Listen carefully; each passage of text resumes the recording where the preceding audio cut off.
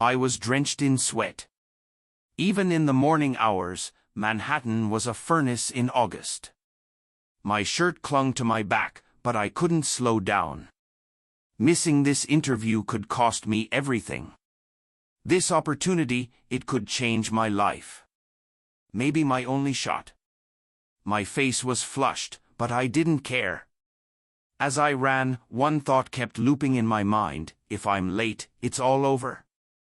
When I reached the building, I headed straight for reception. The woman behind the desk responded in a polite but cold tone. 14th floor, sir. I took a deep breath, turning toward the elevators when she spoke again. Elevators are for staff only. Guest elevators are out of order. 14 floors? On foot? Where are the stairs? I asked. To your right. I didn't even have time to thank her before rushing off. I pushed open the stairwell door and began the climb. Each step was a silent prayer. Time seemed to slow while my heart threatened to burst from my chest. By the second floor, my legs started to ache. By the third, sweat stung my eyes. The fourth floor had me gasping for air. On the fifth, I questioned my lack of gym membership. By the sixth, I nearly gave up. The seventh hit me with a wave of disappointment. When I finally reached the 14th floor, I felt my eyes water. I didn't even have a moment to feel proud before I hurried to the door the receptionist had described. Young men were scattered throughout the corridor. Some sat on the floor, others leaned against the wall. Not a single smile among them. Hesitantly, I asked, "Is this the modeling interview?" Before anyone could respond, the door opened and a deep male voice called out, "Jason." My heart raced again. "That's me," I said, standing quickly. The man nodded toward the interior. "This way, sir." I glanced back at the other guys one last time. Nobody would even make eye contact. As I stepped inside, everything changed. The first thing that struck me was the strange silence. Heavy gray curtains covered the windows, blocking almost all natural light. The air carried a faint cologne scent mixed with something metallic. It was weird, like perfume over a hospital smell. The man behind the desk spoke without looking up. "Sit." His voice was neither harsh nor soft, but carried an undeniable authority. I sat down, feeling slightly uneasy. The man finally raised his head. His gaze didn't just examine me, it seemed to penetrate me. His age was difficult to determine, but the lines on his face projected authority. His eyes were dark, his lips thin and colorless. Name, age, previous experience. Standard questions. I tried to stay calm as I answered. "Jason Reeves. I'm 22. I've worked retail at Abercrombie, did some promotional work for brands at events. Nothing major, but I've been in front of cameras before." He jotted something down without changing his expression. "Comfortable with formal wear?" "Suits, black tie." The question seemed routine, but something about it felt loaded. "Yes," I said without hesitation. "I clean up well." He nodded slightly and looked down again. Then silence fell. Nearly a minute passed without anyone speaking. My heartbeat was so loud I was sure it echoed in the room. The man looked up again. "Not everyone qualifies for our opportunities. Our candidates are selected. How did you find us?" I shifted uncomfortably. The question seemed strange. "I saw a listing online," I said. "Submitted my portfolio through your application portal." His face showed the first hint of expression, his brows furrowed slightly. "You're not aware that the listing was removed?" I was surprised. No. I didn't know it was taken down. He stared directly at me. So you were one of the last entries in the system. Interesting. He continued taking notes. Then he turned toward the door and called out. Take him to prep, get his measurements. A tall, athletic-looking man appeared at the door. With an expressionless face, he gestured for me to follow him. I stood up. The interviewer's eyes remained fixed on me. Something deep inside whispered, "Walk away," but it was too late. As I stepped out of that room, I was no longer just an applicant, but a selected one. What I'd been selected for, however, I had no idea. The hallway was silent except for our footsteps. The man leading me hadn't said a single word. His hair was cut in a precise fade, and his black polo shirt fit like it was tailored specifically for his athletic build. The walls were bare, no artwork, no directional signs. It was as if nobody in this building needed guidance, or perhaps there was only one path to follow. Eventually, we stopped at a door. The man pulled out what looked like a key card, swiped it against a scanner. The door opened with a soft pneumatic hiss. As I entered, I immediately felt eyes on me. The room was spacious, with a circular platform in the center and walls covered with black glass panels. I couldn't see behind those panels, but I sensed people watching. This wasn't a photo studio, it was some kind of evaluation chamber. My guide walked to a black cabinet against the wall and opened it. Inside were clothes, but not typical modeling attire. These were formal suits, but with subtle, unusual details. Fabrics that caught the light strangely, cuts that seemed designed to accentuate the body in specific ways. These weren't runway pieces, they were something else entirely. "You'll try these on," he said, his first words to me. "Each piece needs to be evaluated. The cameras record automatically." I hesitated. "These are different from what I expected." The man turned to me, making eye contact for the first time. "Those who aren't suitable don't get selected." His words cut like a knife.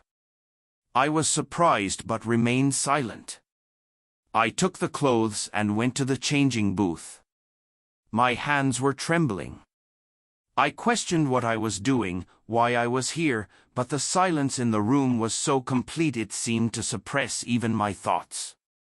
I wasn't even sure if the booth had cameras inside. When I emerged wearing the first outfit, a charcoal suit with an unusual sheen, I was directed to step onto the platform.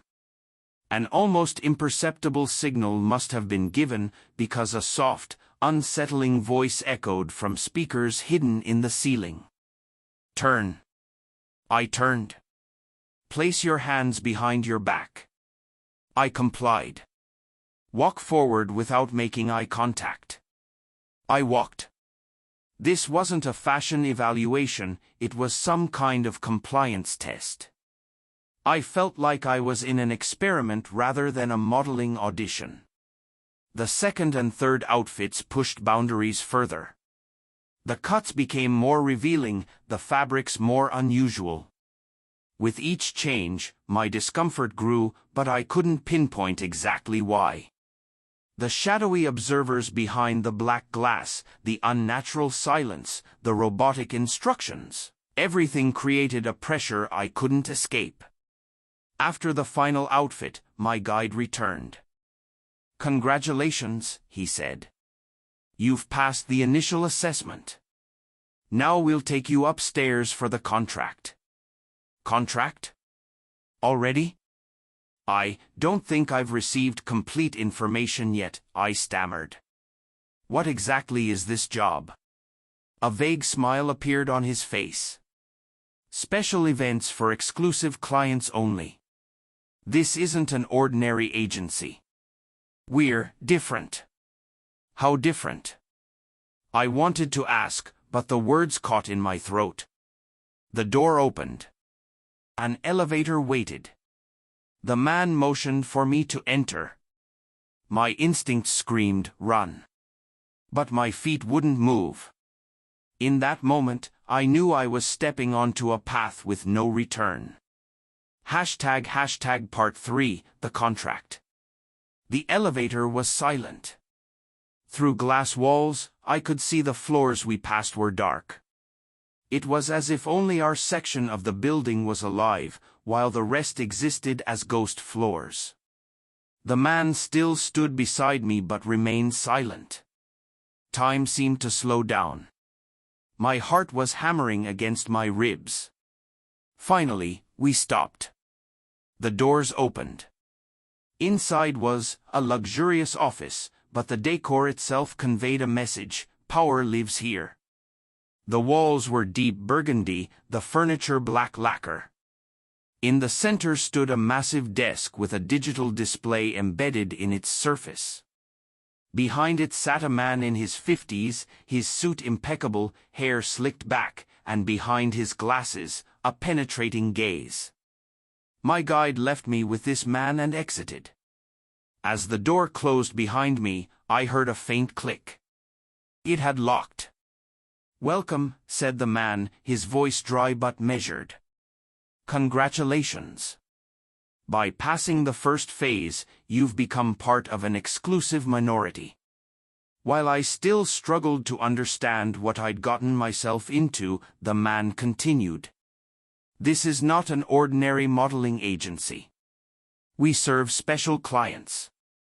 Confidentiality is paramount. The compensation, however, is unparalleled." He opened a folder. He extracted several pages and placed them before me. A contract. The headings were in bold font, but the content resembled nothing I'd ever seen in a modeling agreement. Certain clauses stood out. Disclosure of event details is strictly prohibited.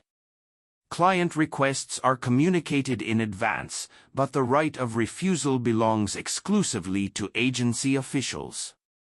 Physical contact may vary according to event type. No exit rights for the first 6 months after signing. Violation of any contractual clause will result in liability for damages. With a trembling hand, I reached for the pen but paused. What kind of events? I thought this was about photoshoots, runways. The man's gaze hardened. Your appearance and compliance make you valuable.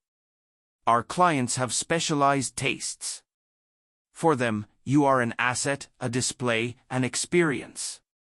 Everything happens under high security. You're safe. But this world is different from what you might have anticipated. A silence fell.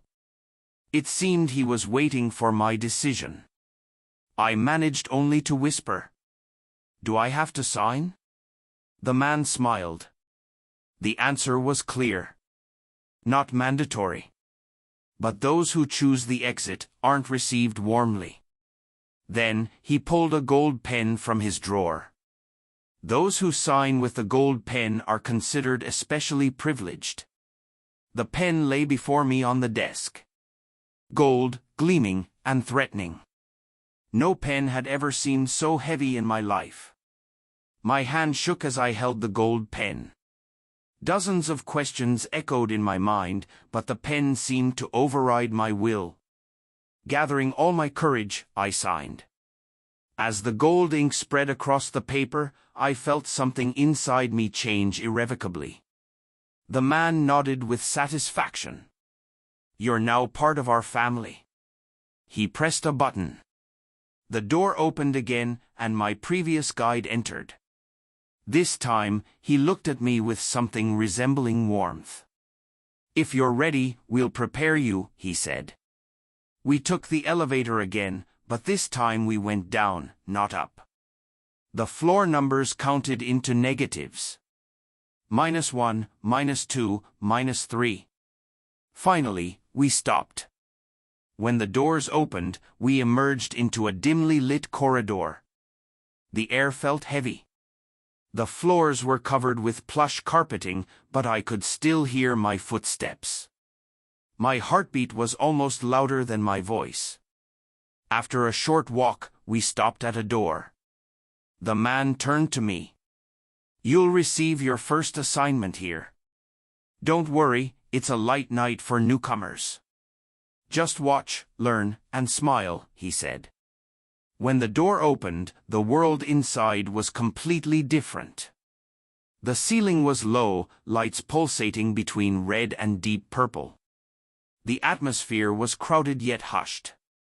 Clients wore black masks.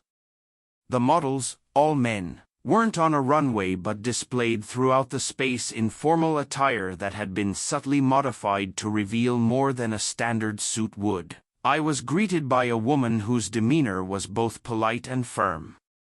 A coldness of professionalism radiated from her eyes.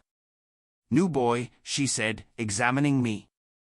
"Tonight you won't be on display. You'll just observe from the side and learn the rules. No speaking unless spoken to, no eye contact, no touching clients without permission. Violate the rules and there are consequences." I sat before a mirror. They styled my hair, applied subtle makeup to enhance my features. They gave me black gloves that felt like second skin. I wore a suit that fit perfectly. They must have selected it based on the measurements taken earlier. I barely recognized myself. The person in the mirror was me, yet somehow not me. As the night progressed, new models appeared. Each with a different choreography, a different outfit. Men in masks observed them, taking notes, occasionally raising a finger to whisper to an attendant. I couldn't quite understand who was selecting whom, but it functioned like some kind of order system. Nobody approached me, but one man watched me for a long time. His eyes were dark but attentive behind his black mask. As he passed by, he whispered softly, "Your turn, very soon." The moment the door locked behind me, the fire inside me grew. I dragged my feet down the corridor, the sound of my footsteps making me ashamed. When I reached the stairs, I was breathless, but instead of running, I descended with heavy, deliberate steps. With each floor, the weight on me increased. When I arrived home, it was barely midnight. I collapsed onto my couch, head between my knees. I lost track of time as I sat there. Every time I closed my eyes, the scenes I'd witnessed replayed in my mind. The gold pen, the mysterious announcements, the masked observers. Shame had attached itself to my skin. Turning restlessly in bed, I pulled out my phone and read through the contract. It read like a poorly written thriller novel, the fine print stating, "No exit rights," stabbed at me like a knife. The phrase, "not mandatory, but those who choose the exit aren't received warmly," ran like ice through my veins. When I finally succumbed to sleep near dawn, I dreamed that a masked hand reached out from my closet, dragging me away. I remember screaming but couldn't hear my own voice. When I woke, my eyes were wet. I checked my phone, messages from my roommate Ryan. "How'd the interview go? Tell us." The sincerity of the question felt distant. Would he believe me if I told him? I typed a simple "all good" and left it at that. All day I paced in front of the mirror, afraid to look at myself. My lips were still dry, my body still cold. I got ready for my barista job. On the subway, I looked at people's smiling faces and cursed myself. I was walking as if I were someone else. By evening, I was at my laptop at the cafe after my shift, looking around cautiously. I noticed the modeling agency's website was now online, but the application section was closed. Forums mentioned invitations to exclusive assignments.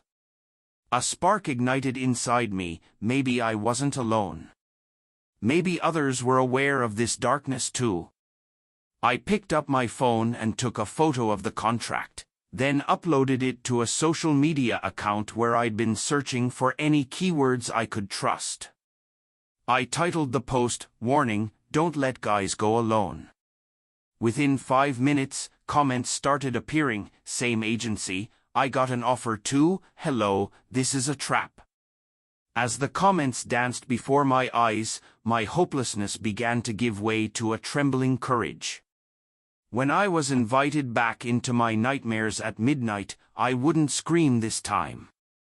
I was preparing, for myself, and for those inside who still hadn't realized the trap. I needed to find an exit, or create one myself. The next morning, my eyes opened with the first light of day. My only thought was whether it was possible to take another step. The same questions kept circling in my mind: how far will you go? How will you escape this trap? I slowly got out of bed and decided to shower. As the warm water spread across my body, I felt the tension in my muscles. On one side was the uneasiness inside me, on the other a void, as if I were awakening from a deep sleep. That day at the cafe, everything continued as if normal. Messages and comments on my phone seemed foreign at first, but I knew I had to do something. I carefully read every line people wrote on social media. One man's message caught my attention. I went to, thought everything was normal until things got weird. "If you hear my voice, be careful."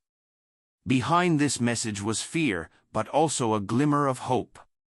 I wasn't alone. I learned that others had experienced similar things. A courage formed within me, but it was only a beginning. Like everyone else, I was scared, but at some point, fear and anger merged. I had no peace, my life had never felt so constrained. Finally, something had to be taken back that belonged to all of us. Setting aside the quiet fear I'd shown when entering that room weeks ago, I had to do something I knew was right. Meanwhile, I began receiving reminders about the agency's job offer. At first, I got messages like, "Too late to back out," but now they were slowly sending me lists of things that needed to be done. I didn't invite anyone in, didn't talk to anyone. From the outside, everything seemed fine. But there was one person I expected to see through what was inside me. Though it took more courage to explain, I had to make my voice heard. Not just for myself, but for others too. When my preparations were complete, I waited for night to fall. After midnight, I created an anonymous account on my computer and submitted a complaint form through the system to get a response. I began writing the details of what had been done to me in this form. Hiding my name and identity, I had to convey the facts as they were. As my fingers slowly moved across the keys, things started to make sense. After sending the complaint form, I sat around the beam of light that remained on the screen for a while. Everything happened as I expected. It was something others had seen too. This had to be a result of choosing not to remain silent. This was just the beginning. I was about to take a single step, and the result of that step could change many lives. For a week, I observed how the agency responded to complaints. Nothing happened. I received no reply. There was only a corporate coldness. But I noticed something. Everything was like a trap. Yet I also realized something else. This cycle needed to be broken. One morning at the cafe, I received a secret message on my phone. I didn't tell anyone about it. I just called the number a friend had advised me to contact. What could happen? If someone heard, could I be in danger? But there was also hope inside me. "Someone is listening to us," I said. This message was a recording. There was a recorded video. And everything in the video exposed the agency's dirty business. Background operations, technical details. When put together, it could be seen how frightening it all was. While watching that video, I quickened my pace. On my laptop, I began searching for the agency's past criminal files. Each piece of information I slowly saved to the database formed the foundation of a plan. Many people had experienced the same situation before but hadn't spoken up. They had been afraid, like me, but I had nothing left to fear now. When my phone rang, I slowly read through some of the messages I received. "You won't get out of this, they'll come after you." But I didn't give up. At some point, I had to turn the rules of this game to my advantage. One day when I arrived at the cafe, I noticed people weren't talking to me like they used to. I could see the fear in their eyes. With a trembling voice, I picked up my phone, made a few quick calls, then recorded again. I had found my exit point, but things wouldn't go as I thought. Some members of the agency were constantly searching based on secretly received information. But I wasn't giving up anymore. I felt stronger with each step. I had to do something. I had to save others too. As my confidence grew, more information about these unusual interviews began to spread. Slowly, people around me began to find courage too. I had made my voice heard. I had truly realized how important everything was for my life, and perhaps for others. Finally, the day I was waiting for arrived. All those secret investigations and complaints had finally worked. My name was known by all members of the agency. My way out was those who were unaware but actually seeking the truth. Suddenly, someone from the inside had leaked all the files. Only one thing remained: how this dirty business would end. Justice was beginning to hear. After that day, something changed in my life. Nobody could tell me, "You have to accept this," anymore. The fear in my eyes finally turned to hope. For myself and for others. And one day, all those dark memories were replaced by freedom. For another beginning. As I sit here in my apartment in Brooklyn, looking out at the skyline, it's been exactly 1 year since the agency was shut down. The federal investigation revealed over 200 young men and women had been processed through their selection program, feeding into a network of exploitation that spanned 3 states. 47 people were arrested, including the man with the gold pen. My roommate Ryan still doesn't fully understand what happened. "How did you know to record everything?" he asks sometimes. The truth is, I didn't plan to become a whistleblower. I was just a barista with modeling aspirations who got lucky that my fear turned to anger before it was too late. The settlement money sits mostly untouched in my bank account. I've used some to start classes at NYU, photography, not modeling. I want to be behind the camera now, creating images that empower rather than exploit.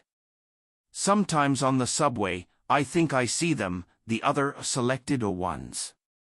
There's a look we share, a silent recognition.